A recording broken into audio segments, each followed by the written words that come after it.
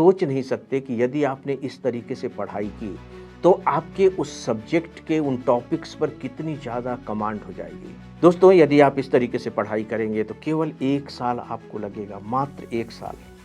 तो जब आप 1 साल तक इस तरीके की पढ़ाई कर लेंगे, तो अब हम चौथी बात करने जा रहे हैं कि फिर होगा क्या? दोस्तों, कमाल हो जाएगा। अब आपकी पूरी जो प्रिपरेशन है वो बहुत ही सॉलिड प्रिपरेशन हो चुकी है। बस अब आपको कुछ नहीं करना है। आपको केवल रिवीजन करना है, रिवीजन करना है, रिवीजन करना है और न्यूज़पेपर्स और न्यूज़ के ज़रिए अपने आप को अपडेट करते रहना है। अब आप नौकरी करिए, रिवीजन करिए, एग्ज़ामिनेशन में बैठिए और क्वालिफ़ाई कर जाएंगे। दोस्तों, आपने सिविल सर्विस की तैयारी करने वाले 2 तरह के लोग देखे होंगे। पहले तो वे होते हैं जो 2-3 साल की तैयारी करते हैं और फर्स्ट या सेकंड अटेम्प्ट में अच्छे रैंक के साथ सफल हो जाते हैं। दूसरी श्रेणी में वे भी होते हैं जो 4-4, 5-5, 6-6 साल तक लगे हुए हैं, लेकिन सफल नहीं हो पाते। तो दरअसल इन दोनों में फ़र्क क्या है? और ख़ासकर मैं आपसे जो आज बात करने जा रहा हूँ, उस थ्योरी को मैंने नाम दिया है वन्स फॉर ऑल थ्योरी। इस थ्योरी के केंद्र में जो बात मैंने रखी है वो ये कि यदि आप अपनी ज़िंदगी का केवल 1 साल दे देते हैं इसे और पूरी तरह से 1 साल दे देते हैं, तो मान करके चलिए कि फिर बात बन जाती है। और जो पहली श्रेणी के एस्पिरेंट होते हैं, वो मुझे लगता है कि शायद इसी थ्योरी के अनुसार प्रिपरेशन करते हैं। दोस्तों, मैं बहुत इम्पॉर्टेंट टॉपिक पर बात करने जा रहा हूँ। इसे मैंने 4 भागों में बाँटा है। यदि आप ध्यान से सुनेंगे तो मुझे ऐसा लगता है कि आपके प्रिपरेशन में एक नई जान आ जाएगी, एक नई ऊर्जा आ जाएगी और एक नए तरह का ठोसपन आ जाएगा जो आपको बहुत ज़्यादा कॉन्फिडेंट बनाएगा। तो दोस्तों, आइए सबसे पहले हम बात करते हैं चिड़िया की आँख की। चिड़िया की आँख कहने का मेरा मतलब है कि आप अपनी ज़िंदगी के केवल 1 साल को इतना तो दे ही सकते हैं, पूरी तरह से सिविल सर्विस एग्जामिनेशन की प्रिपरेशन को डेडिकेट कर दीजिए। आपके जितने भी डाइवर्सन्स हैं, उन सबको क्लोज कर दीजिए। एंटरटेनमेंट रिड्यूस कर दीजिए, थोड़ा बहुत कीजिए, लेकिन कुछ समय के लिए बंद सा कर दीजिए। सोशल मीडिया से तलाक ले लीजिए और उसका इस्तेमाल केवल तभी कीजिए जब कोई बहुत ज़रूरी काम हो या आपको सिविल सर्विस एग्जामिनेशन की प्रिपरेशन में उसकी कोई ज़रूरत पड़ रही हो तो। सोशल रिस्पॉन्सिबिलिटी भी कुछ दिनों के लिए भूल जाइए। दोस्ती यारी भी कुछ दिनों के लिए छोड़ दीजिए। क्या फ़र्क पड़ता है, 1 ही साल की बात है। कुल मिलाकर के ये फ्रेंड्स कि यदि आपने रब ने बना दी जोड़ी फ़िल्म देखी हो तो उसका एक बहुत अच्छा गाना है, एक बार सुन लीजिएगा। तुझ में रब दिखता है, यारा मैं क्या करूं। 1 साल के लिए अपने सिविल सर्विस के प्रिपरेशन में ही आप अपने रब को देख लीजिए। कुल मिलाकर के ये कि आप हर उस काम को बंद कर दीजिए जो आपके दिमाग को डाइवर्ट करते हैं और जो आपके समय को किल करते हैं। 1 साल। दोस्तों, अब इसका जो सेकेंड स्टेज है वो ये है कि अब इस 1 साल का आप उपयोग करेंगे कैसे। तो इसके लिए मैं आपको टाइम टेबल के रूप में एक आउटलाइन बताना चाहूँगा। आपको डेली 8 घंटे का शेड्यूल रखना ही चाहिए, ज़्यादा से ज़्यादा 10 घंटे का, इससे ज़्यादा के बारे में मत सोचिए। मिनिमम देखिए 8 आवर्स तो होने ही चाहिए, मैक्सिमम 10 आवर्स आई थिंक कि सफिशिएंट होगा। अब आप इस पूरे के पूरे अपने एक दिन को 2 भागों में डिवाइड कर दीजिए, first half and second half. First half में आप उन टॉपिक्स को पढ़िए, उन सब्जेक्ट्स को पढ़िए जो कंपैरेटिवली आपको टफ लगते हैं, जो कठिन लगते हैं, थोड़े से जटिल लगते हैं, जो ज़्यादा कंसंट्रेशन की मांग करते हैं। इस फर्स्ट हाफ को आप 4 घंटे दे सकते हैं, 5 घंटे दे सकते हैं, आप अपनी सुविधा के अनुसार देख लीजिए। जो सेकेंड हाफ है, सेकेंड हाफ में आप कंपैरेटिवली उन टॉपिक्स को, उन सब्जेक्ट को ले लीजिए जो आपको थोड़े से सरल से लगते हैं या जिनके बारे में आपने पहले से भी कुछ पढ़ा हुआ हो। फिर आप इसमें बाकायदे रिवीजन के लिए भी टाइम निकाल सकते हैं। आप इसमें न्यूज़पेपर्स वगैरह के लिए समय निकाल सकते हैं।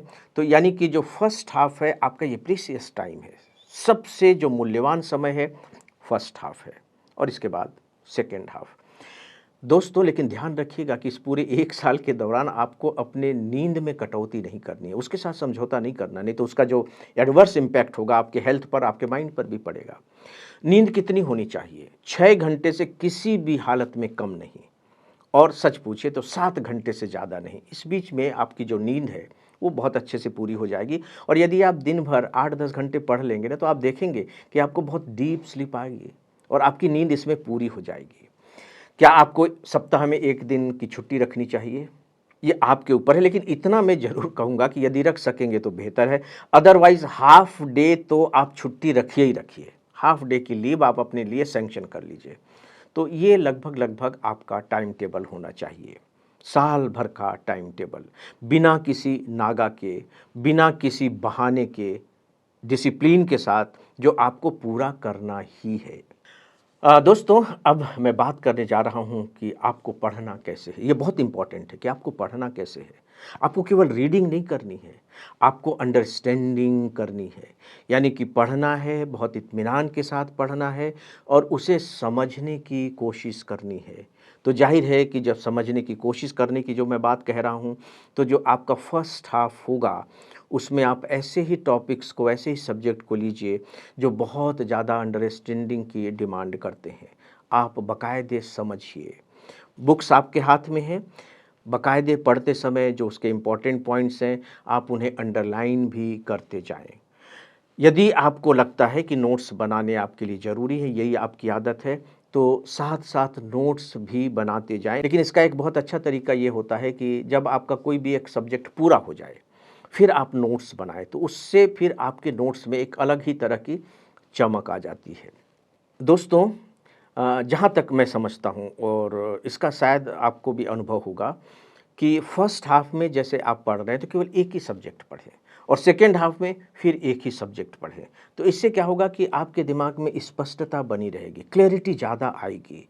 और साथ ही साथ यदि आप ज़रूरी समझते हैं अंडरस्टैंडिंग के लिए, तो ऑनलाइन लेक्चर्स आपकी मदद कर सकते हैं, बशर्ते कि वो लेक्चर थोड़ी-सी अच्छी क्वालिटी के हों। उस ऑनलाइन लेक्चर की मदद लेने में आपको बिल्कुल संकोच नहीं करना चाहिए। फ्रेंड्स, जैसा कि मैं पहले बता चुका हूँ कि जो भी आप पढ़ते हैं उनके रिवीजन के लिए आपको पर्याप्त समय रखना चाहिए। रिवीजन करते रहें, अदरवाइज़ आपकी जो पढ़ाई है वो आधी अधूरी रहती चली जाएगी। नोट्स आप तभी बनाएँ जब आप बहुत ज़रूरी समझते हैं, लेकिन यहाँ एक बात मैं ज़रूर ऐड ऑन करना चाहूँगा कि पूरे सब्जेक्ट के नोट्स बनाने की ज़रूरत नहीं है। उसमें जो बहुत इम्पोर्टेंट टॉपिक लगते हैं एग्ज़ामिनेशन पॉइंट ऑफ व्यू से, उन्हीं की नोट्स बनाएँ। इसके साथ ही साथ एक बात मैं और सजेस्ट करना चाहूँगा और ये प्री और मेंस दोनों में ज़बरदस्त रूप से आपकी मदद करेंगी, वो ये कि वन लाइनर फैक्ट भी बनाते चलें। ये वन लाइनर फैक्ट होते हैं, ये कमाल की मदद करते हैं, उसमें संकोच ना करें। अब देखिए कि 3 बातें हो गई। आप पढ़ रहे हैं, समझने की कोशिश कर रहे हैं। इस दौरान आप अपने बुक्स में अंडरलाइन करते जा रहे हैं, जो इम्पोर्टेंट पॉइंट्स आपको मिल रहे हैं। दूसरी बात कि आप वन लाइनर नोट्स बना रहे हैं और तीसरी बात कि आप उनके जो बहुत इम्पोर्टेंट टॉपिक्स हैं उनके नोट्स भी बना रहे हैं। सोच नहीं सकते कि यदि आपने इस तरीके से पढ़ाई की तो आपके उस सब्जेक्ट के उन टॉपिक्स पर कितनी ज़्यादा कमांड हो जाएगी। दोस्तों, यदि आप इस तरीके से पढ़ाई करेंगे तो केवल 1 साल आपको लगेगा, मात्र 1 साल। तो जब आप 1 साल तक इस तरीके की पढ़ाई कर लेंगे, तो अब हम चौथी बात करने जा रहे हैं कि फिर होगा क्या? दोस्तों, कमाल हो जाएगा। अब आपकी पूरी जो प्रिपरेशन है वो बहुत ही सॉलिड प्रिपरेशन हो चुकी है। बस अब आपको कुछ नहीं करना है। आपको केवल रिवीज़न करना है, रिवीज़न करना है, रिवीज़न करना है और न्यूज़पेपर्स और न्यूज़ के ज़रिए अपने आप को अपडेट करते रहना है। अब आप नौकरी करिए, रिवीज़न करिए, एग्ज़ामिनेशन में बैठिए और क्वालिफ़ाई कर जाएँगे। और केवल सिविल सर्विस एग्ज़ामिनेशन में नहीं, मैं आपको विश्वास दिलाता हूँ कि अब आपकी इतनी अच्छी तैयारी हो चुकी है कि जो भी कॉम्पिटिटिव एग्ज़ामिनेशंस होते हैं, स्टेट सिविल सर्विसेज के होते हैं, स्टाफ सिलेक्शंस कमीशंस के होते हैं और भी दूसरे डिपार्टमेंट्स के एग्ज़ामिनेशन होते हैं, मिनिस्ट्रीज़ के एग्ज़ामिनेशंस होते हैं, आप उनमें भी बैठिए।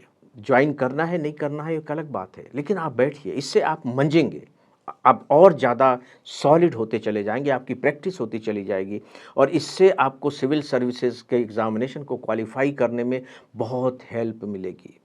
अब सोच करके देखिए कि आपने एक बार अच्छी तैयारी कर ली और अब आप उसका रिवीजन करते जा रहे हैं, रिवीजन करते जा रहे हैं और एग्ज़ामिनेशन में बैठ रहे हैं। यही वे लोग होते हैं कि जब इनके पास अपॉइंटमेंट्स लेटर आने शुरू होते हैं, तो इन्हें डिसाइड करने में मुश्किलें आने लगती हैं कि इनमें से किसको जॉइन करें और किसको नहीं करें।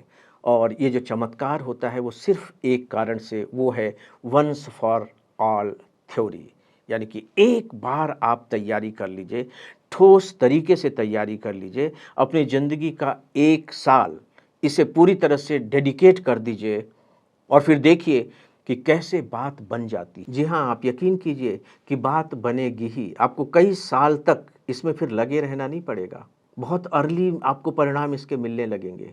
मैं आपको विश्वास दिलाता हूँ, बात बनेगी ही बनेगी। यदि इसमें बात नहीं बनेगी तो फिर किसमें बनेगी? करके तो देखिए।